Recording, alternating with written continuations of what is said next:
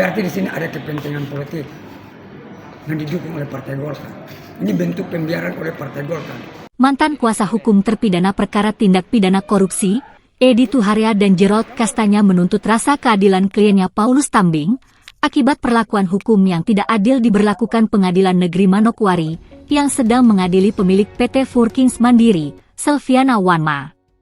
Di hadapan awak media di sebuah restoran di Kota Sorong, Minggu siang, 28 Juli 2024, Edi Tuharia menegaskan, sidang tindak pidana korupsi proyek pembangunan jaringan listrik tegangan rendah dan menengah pada Dinas Pertambangan dan Energi Kabupaten Raja Ampat tahun 2010, dengan terdakwa Selviana Wanma terkesan berlarut-larut. Sudah hampir 11 bulan, perkara tersebut tak kunjung diputus Majelis Hakim Pengadilan Negeri Manokwari.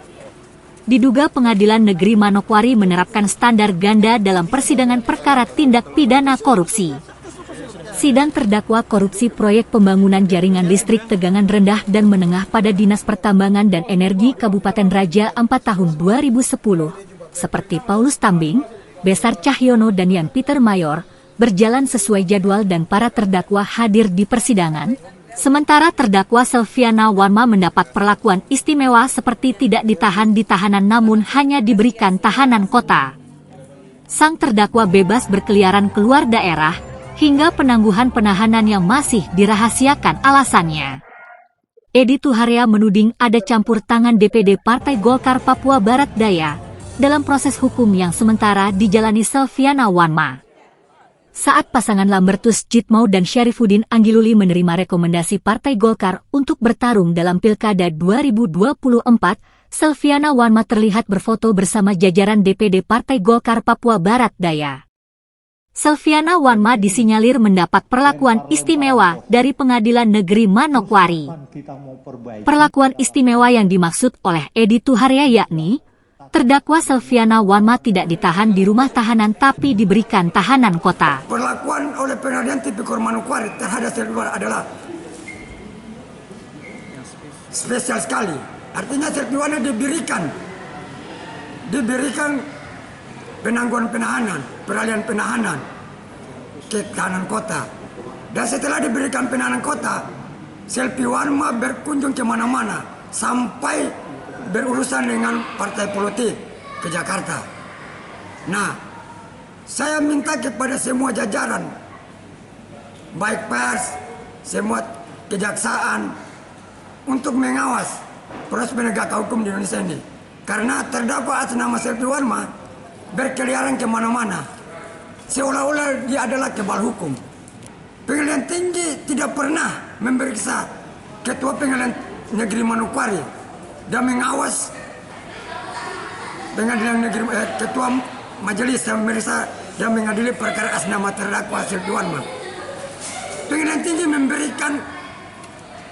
memberikan ruang untuk Selviana dan Majelis Hakim yang memeriksa perkara ini. Untuk itu, kami minta dari Mahkamah Agung, Badan Pengawas Peradilan, Komisi Yudisial, agar mengawas pemeriksaan perkara atas nama Selviana Wanma. Karena terkesan bahwa ada indikasi permainan intervensi dari partai politik, yaitu Partai Golkar, yang suka bermain dalam ini. Ini kita berindikasi karena Selviana Wanma bagian daripada partai politik, sehingga perlu ada pengawasan langsung dari Mahkamah Agung atau Komisi Yudisial.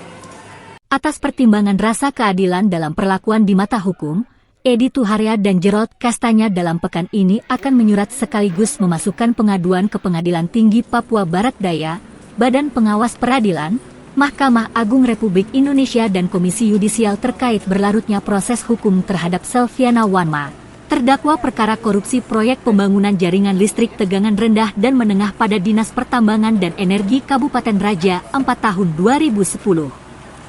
Perkara tipikor kegiatan perluasan jaringan tegangan rendah dan menengah pada Dinas Pertambangan dan Energi Kabupaten Raja Ampat tahun anggaran 2010, merugikan keuangan negara senilai 1,3 miliar rupiah lebih dari pagu anggaran 6,5 miliar rupiah. Perkara ini telah menyeret PPTK atas nama Willem Peter Mayor Direktur PT Working Mandiri atas nama Beses Cahyono dan kuasa pengguna anggaran Paulus P. Tambing sebagai terpidana. Ketiganya telah dijatuhi hukuman, bahkan ada yang sudah selesai menjalani masa hukuman.